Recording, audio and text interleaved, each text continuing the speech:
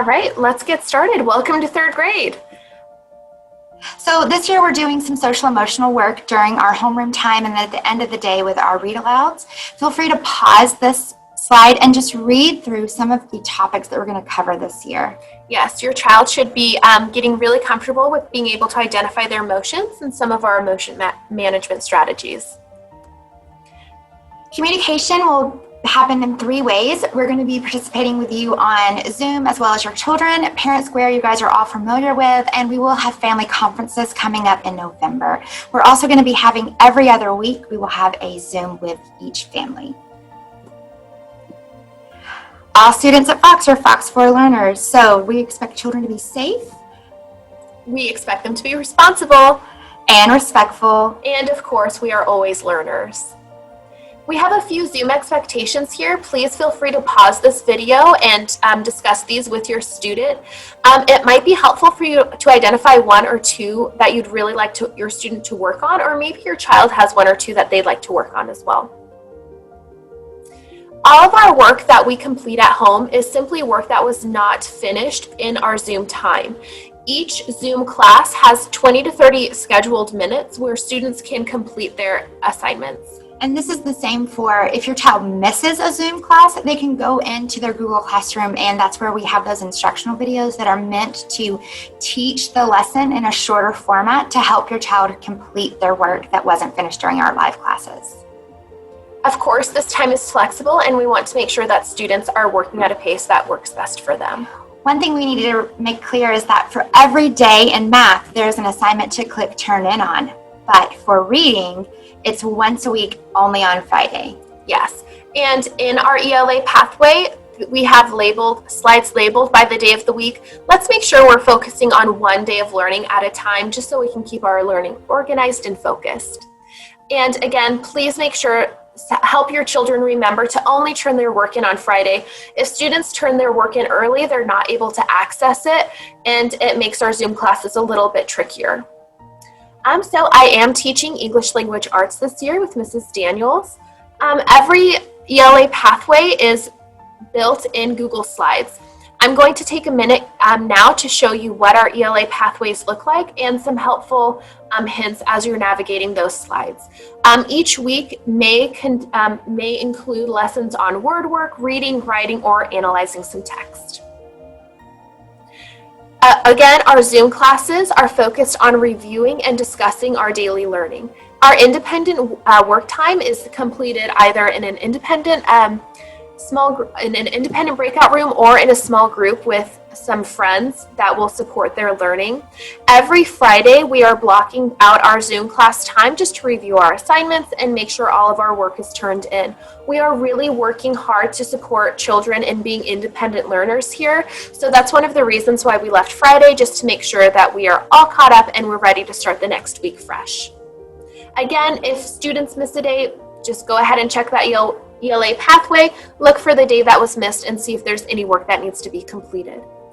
Our curriculum is ReadyGen. It's a great cyclical curriculum. In the fall, we're hitting narrative. In the winter, we're hitting informative and explanatory text. So let's make sure we have some nonfiction books to read at home. And in the spring, we have our opinion reading and writing. The best way to support with our different modes of reading and writing is to discuss the type of reading and writing that we're doing, and to make sure that we have those kinds of books to read at home as well. Here are a few different benchmarks. Your child is going to be continuing to be working hard towards their 4th grade goals. We realize that students are coming in at a different level, so we're really looking for growth this year. Our benchmark progress is going to be communicated to you by me, so keep an eye out for that in Parent Square. Finally, our ELA resources on the 30th. So today, your child's pickup bag will have some ELA comprehension questions. These are great thinking questions to review after your child has read a book. Between 7 a.m. and 4 p.m. every day, students have access to EPIC.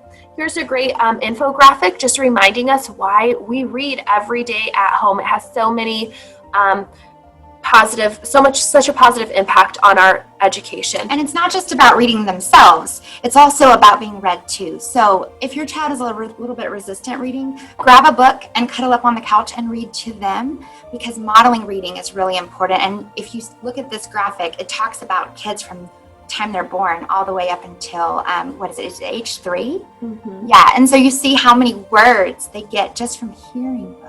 And developing that vocabulary and really instilling the importance of a strong literary environment.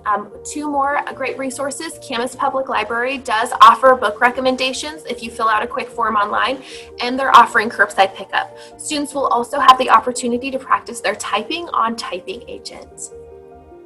All right, and now we're going to move into math. So math has several different pieces. In the beginning of math class, we do number corner with calendar cards, and we will cycle through that with skills to be mastered. So not everything in number corner needs to be mastered right away. It's more about exposure, and then we build into the Bridges program. Here's an example. In September, we did a lot of multiplication models in number corner, whereas our Bridges main focus was on adding, subtracting, and different strategies to get to that adding to 1,000. In October, number corner shifts to geometry, things they're going to need all the way in the spring. But our Bridges lesson is now going to be rooted in multiplication and division. So number corner does a really good job of cycling in skills, and then Bridges is where we're really honing in and trying to master those skills. We also have our mini lesson in our whole group time. Ms. LaFleur and I are creating videos that will be in your Google Classroom to have a shortened version of what their math job is for the day.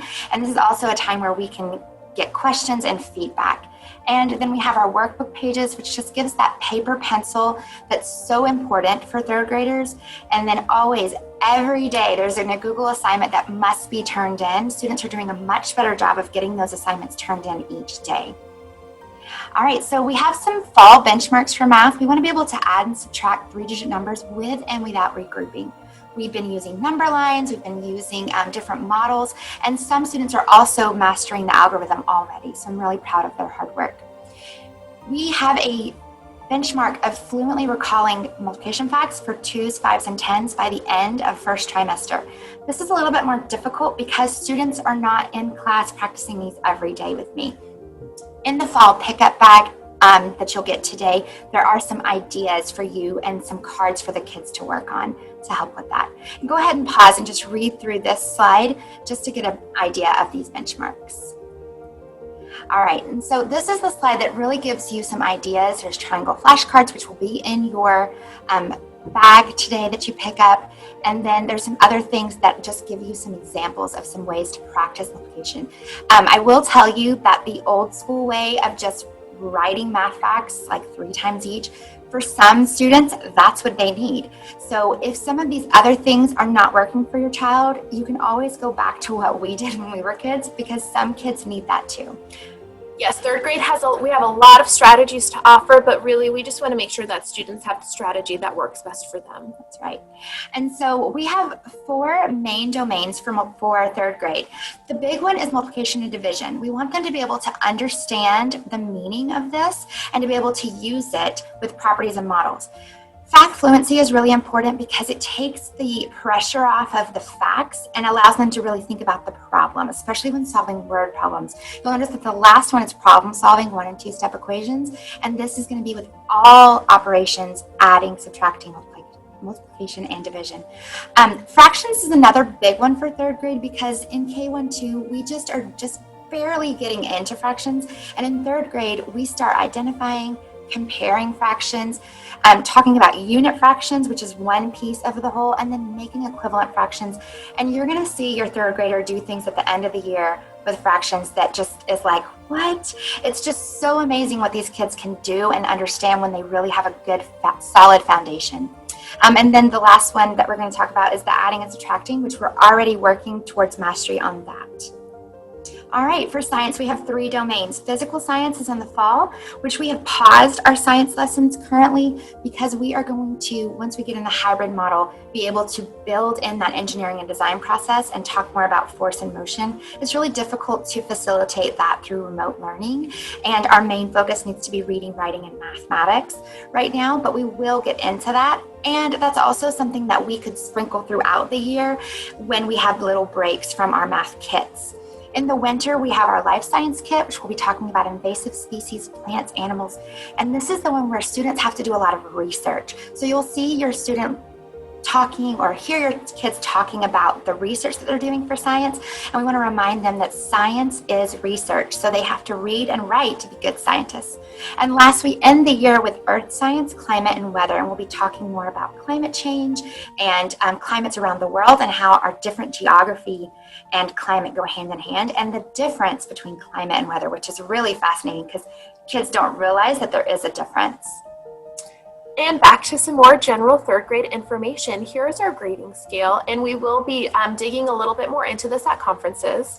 So if you're just looking briefly at this, if we see 1s, those are where we might have a problem. And that's when you'll be hearing from Ms. Bergstrom and I before report cards, before we get too far. You'll be hearing from us if we see a student that's really struggling in a specific area.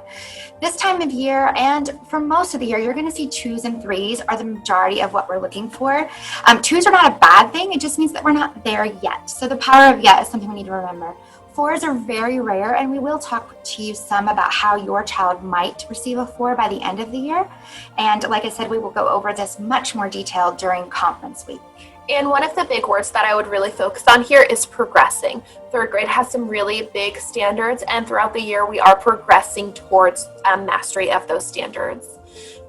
We are currently planning on taking our 3rd grade Common Core Smarter Balanced Assessment, or the SBA, at the end of the school year. There will be a reading and a math portion in this test.